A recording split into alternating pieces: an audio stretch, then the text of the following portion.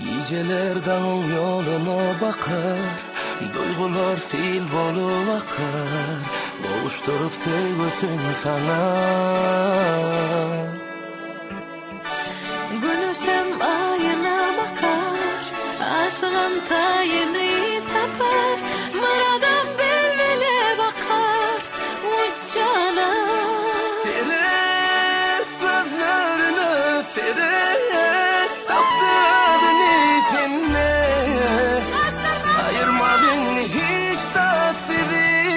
Kutlu yaz, bugün bak dileyen sizi, ömür boyu bolup aşık seyretsin haydine ikiniz de. Banşer yaz, bugün aydınlık içinde, arzularım kanat katsın aylanıp taşınıza. Murat dinle menin kutluk sözlerim, sen ömür boyu bilbili gözledin.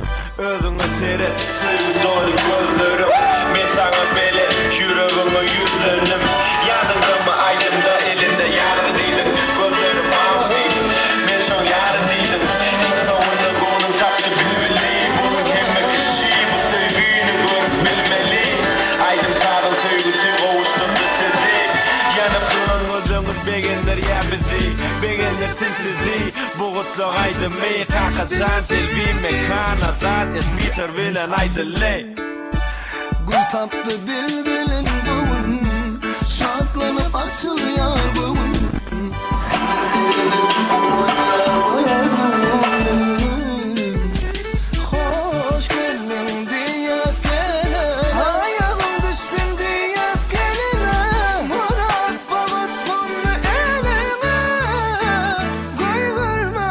Seret güllerini seret, taktı özünü sene, korusun Allah'ım sizi.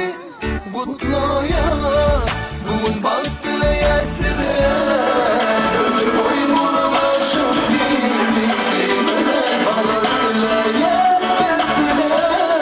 Kavuşak yaz, o aydınlık seyler, arzularım kanat kalsa dayanıp ikimiz.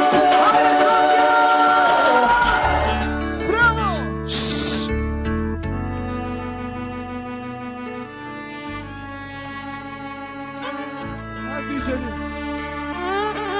Hiç.